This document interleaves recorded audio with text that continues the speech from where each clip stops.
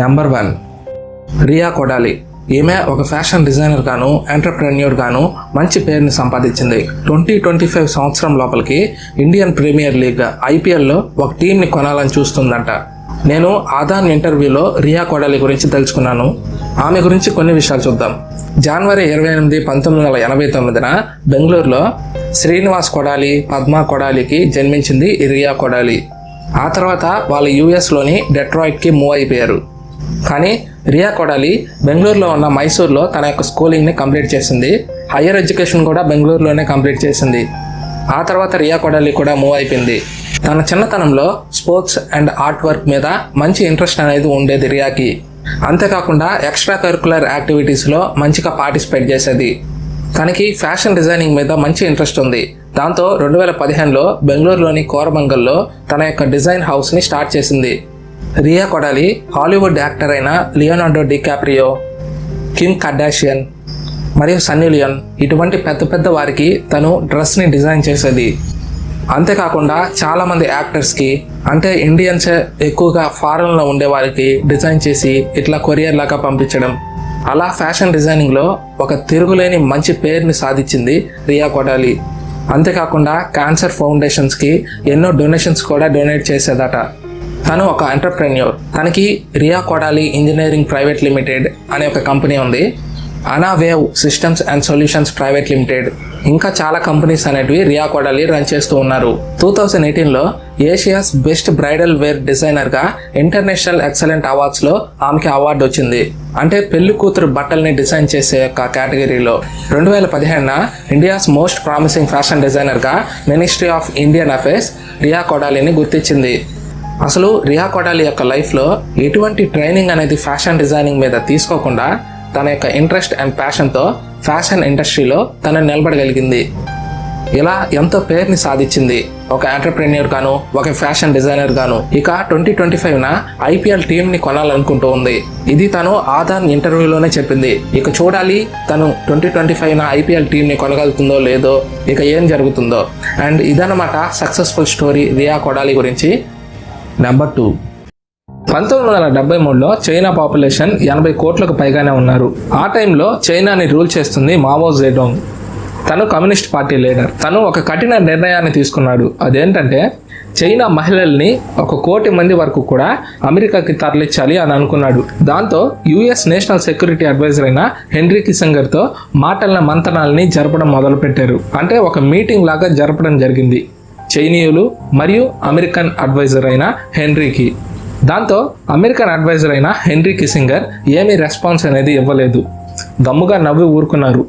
అలా మావో జెడోంగ్ తలపెట్టిన ఈ 1 కోటి మంది మహిళల తరలింపు అనేది ఆగిపోయింది. కానీ ఆ రికార్డ్ అనేది డాక్యుమెంట్ రూపంలో అమెరికన్లు నోట్ చేసుకున్నారు. కానీ కొంతకాలానికి ఈ విషయం అనేది అమెరికన్ గవర్నమెంట్ బయటపెట్టేసింది. అలా ప్రపంచం మొత్తానికి ఈ విషయం అనేది తెలవడం జరిగింది. ఇలా మావో జెడోంగ్ చేయడానికి ప్రధాన కారణం అక్కడ పాపులేషన్ ఇంక్రీస్ అయిపోవడం. నెంబర్ 3 డాక్టర్లు ఆపరేషన్ చేసే టైంలో గ్రీన్ మరియు బ్లూ ఇటువంటి స్క్రబ్స్ని వారు ధరించి ఆపరేషన్ చేస్తూ ఉంటారు. చాలా గంటల పాటు ఆ ఆపరేషన్ థియేటర్లో వాళ్ళు గడపాల్సి వస్తుంది పేషెంట్కి ఆపరేషన్ చేసే టైంలో. ఈ గ్రీన్ అండ్ బ్లూ కలర్ అనేటివి రెడ్ కలర్కి చాలా ఆపోజిట్గా ఉంటాయి. మన యొక్క బ్లడ్ అనేది రెడ్ కలర్లో ఉంటుంది. దాంతో ఆపరేషన్ చేసేదానికి చాలా కన్వీనియంట్గా ఉంటుంది. చూపు కూడా చాలా మెరుగుపడుతుంది. చాలా కంఫర్ట్తో ఆపరేషన్ అనేది డాక్టర్స్ చేయగలుగుతారు. అందుకని గ్రీన్ అండ్ బ్లూ ఇటువంటి స్క్రబ్స్ని వాళ్ళు ధరించి ఆపరేషన్ చేస్తూ ఉంటారు. గ్రీన్ అండ్ బ్లూ స్క్రబ్స్ని వేసుకోవడం 20వ శతాబ్దం నుంచే మొదలైంది. బ్లూ కలర్ స్క్రబ్స్ కన్నా కూడా గ్రీన్ కలర్ స్క్రబ్స్ యూస్ చేయడం చాలా మంచిది బ్లూ కలర్తో పోలిస్తే. ఎందుకంటే గ్రీన్ కలర్ అనేది చాలా ఆపోజిట్గా ఉంటుంది రెడ్ కలర్కి. దాంతో గ్రీన్ కలర్ స్క్రబ్సే చాలా ఫేమస్ అయ్యాయి. ఆపరేషన్ థియేటర్లో గ్రీన్ కలర్ స్క్రబ్స్నే డాక్టర్స్ వేసుకొని ఆపరేషన్ చేస్తూ ఉంటారు. నెంబర్ 4 అలోక్ సాగర్. ఇతను ఇండియన్ ఇన్స్టిట్యూట్ ఆఫ్ టెక్నాలజీ ఢిల్లీలో ఒక ప్రొఫెసర్గా చేశారు. IIT ఢిల్లీలోనే చదివి అక్కడే లెక్చరర్గా చేశారు. అంతేకాకుండా తన యొక్క PhD హాస్టన్ యూనివర్సిటీ టెక్సాస్లో కంప్లీట్ చేశారు. అంతేకాకుండా RBI మాజీ గవర్నర్ అయిన రఘురామ్ రాజన్ కూడా ఇతని స్టూడెంటే. ప్రకృతి మీద ప్రేమతో అలోక్ సాగర్ 1982న ఐఐటి ఢిల్లీలో ప్రొఫెసర్గా రిజైన్ చేశారు. అలా తను మధ్యప్రదేశ్లోని బేటూల్ డిస్ట్రిక్ట్లో ఒక సైకిల్ని తీసుకొని ఇప్పటి వరకు కూడా 50,000 చెట్లని నాటారు. చుట్టుపక్కల వారికి చెట్లు నాటడం మీద అవేర్నెస్ని తీసుకొని వస్తూ ఉన్నారు. ప్రస్తుతం ఆయన ఒక గుడిసెలో నివసిస్తూ ఉన్నారు. ఇంకా ఇటువంటి రిమోట్ విలేజెస్లో తను చెట్లను నాటుతూ ఉన్నారు.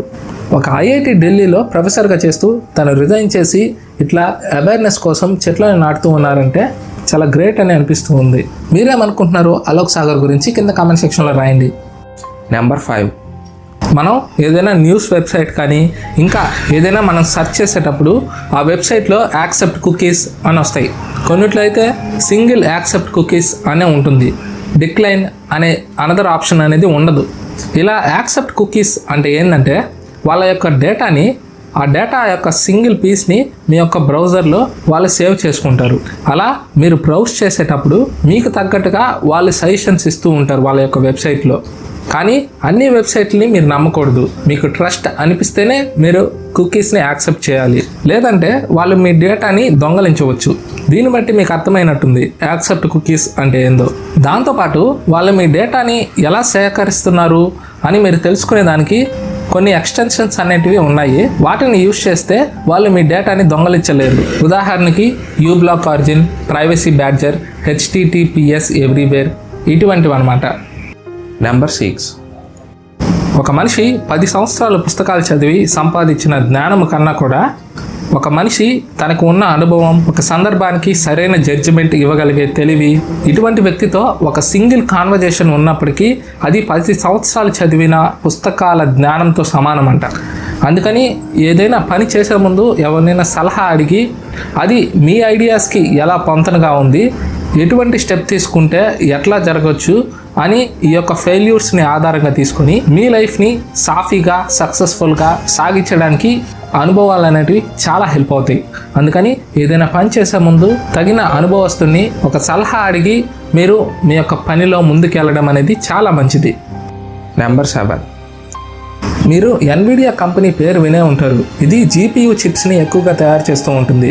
Graphics processing unit. సాధారణంగా మనం చిన్నతనంలో కంప్యూటర్ని కానీ చూస్తుంటే CPU అనేది కంప్యూటర్కి బ్రెయిన్ లాగా యాక్ట్ చేస్తుంది అని చదువుకొని ఉంటారు.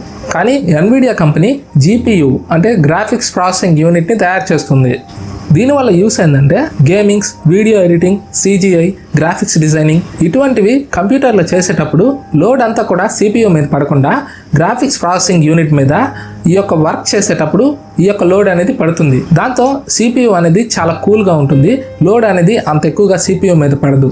1993లో జురాసిక్ పార్క్ అనే ఒక మూవీలో 3D గ్రాఫిక్స్ని యూజ్ చేశారు. దీన్ని ఇన్స్పైర్గా తీసుకొని Chris Malachowsky, Curtis Priem and Jensen Huang Nvidia అనే ఒక కంపెనీని 1993 ఏప్రిల్ 5న స్థాపించారు. ఈ ఎన్విడియా కంపెనీ ఫ్యూచర్ టెక్నాలజీ మీద చాలా ఎక్కువ ఇన్వెస్ట్ చేస్తుంది. ఎన్విడియా కంపెనీ చిప్స్ని డిజైన్ చేస్తుంది. ఈ డిజైన్ చేసి Taiwan semi conductor manufacturing company TSMC ఈ కంపెనీకి డిజైన్ పంపించగానే ఈ కంపెనీ చిప్స్ని తయారు చేసి ఎన్విడియా లోగోతో మళ్ళీ ఎన్విడియాకి సెండ్ చేస్తుంది. అలా ఈ కంపెనీ అనేది రన్ అవుతూ ఉంది. ఎన్విడియా కంపెనీ ప్రధానంగా టెక్నాలజీ అడ్వాన్స్మెంట్ మీద ఎక్కువగా ప్రయోగాలు చేస్తూ ఉంటుంది. అంతేకాకుండా ఆర్టిఫిషియల్ ఇంటెలిజెన్స్ మీద ఎక్కువగా ప్రయోగాలు చేసి రకరకాల టెక్నాలజీని తయారు చేస్తూ ఉంటుంది చిప్స్ మీద. ఎన్విడియా కంపెనీ ఇండియాలో కూడా రిలయన్స్ అండ్ టాటాతో AI డెవలప్మెంట్ మీద వర్క్ చేస్తూ ఉంది. అంతేకాదు ఈ గ్రాఫిక్స్ ప్రాసెసింగ్ యూనిట్ అనేది చాలా పవర్ఫుల్. ఒక డేటాని స్టోర్ చేసుకునేదానికి తగిన ఆల్గారిథమ్స్ ఆ డేటా అనేది ఇవ్వడానికి చాలా యూనిక్గా పనిచేస్తుంది ఈ యొక్క GPU అనేది. అంతేకాదు ChatGPT, బార్డ్, కాపీలోట్ ఇటువంటి AI బాట్స్ అన్నీ కూడా ఈ GPU మీదే రన్ అవుతూ ఉంటాయి. చిప్స్ మ్యానుఫ్యాక్చరింగ్ కంపెనీలో ప్రధానంగా ఇంటెల్, AMD కంపెనీస్ ఉండేటివి. వాటిని బీట్ చేసి ఎన్విడియా కంపెనీ చాలా ఎదిగింది. అండ్ మీరేమనుకుంటున్నారు ఎన్విడియా కంపెనీ గురించి కింద కామెంట్ సెక్షన్లో రాయండి. నెంబర్ 8. లెక్సీ సాల్ఫోర్డ్ అనే ఒక మహిళ అత్యంత యుక్త మహిళగా 196 దేశాల వరకు తిరిగి గిన్నిస్ బుక్ ఆఫ్ రికార్డ్స్కి ఎక్కింది. తనకి 21 ఏళ్ల వయసు ఉన్నప్పుడు ఈ యొక్క రికార్డ్ని తను సాధించింది. తనకి ట్రావెలింగ్ అంటే చాలా ఇష్టం. తనకి ట్రావెలింగ్ మీద ఇష్టం రావడానికి కారణం ఏంటంటే తన తల్లిదండ్రులు ఇద్దరు కూడా ట్రావెలింగ్ ఏజెన్సీని నడుపుతారు. దాంతో లెక్సీ ఆల్ఫర్డ్ కి ట్రావెలింగ్ మీద ఇంట్రెస్ట్ కలిగింది. తనకి 18 ఏళ్ల ఉండగానే 70 కంట్రీస్ వరకు తను తిరిగింది. దాంతో లెక్సీ ఆల్ఫర్డ్ కి ఒక ఆలోచన కలిగింది. అత్యంత యుక్త వయసు కలిగిన మహిళగా 196 దేశాలు తిరిగి నేను గిన్నిస్ బుక్ ఆఫ్ రికార్డ్స్ సాధించాలి అని తనకు తాను భావించింది. అలా తను అక్టోబర్ 2017న ఒక ప్లానింగ్ అనేది వేసుకుంది ఏ దేశాలకి వెళ్ళాలి అని. తను సెంట్రల్ అమెరికా నుంచి స్టార్ట్ చేసింది తన యొక్క ట్రావెలింగ్ ని. అలా సౌత్ అమెరికా అండ్ యూరోప్ ని ఎక్స్ప్లోర్ చేసింది. ఆ తర్వాత మంగోలియాకు చేరుకుని మంగోలియా మొత్తాన్ని ఎక్స్ప్లోర్ చేసి క్రమేణా సౌత్ పసిఫిక్ ఐలాండ్స్ కి చేరుకుంది. తనకి వీసా రావడానికి కొద్దిగా డిలే అయ్యేది కొన్నిసార్లు. కొన్ని చోట్లకి వెళ్ళినప్పుడు తనకి ఫుడ్ పడక ఫుడ్ పాయిజన్ కూడా అయ్యేదంట.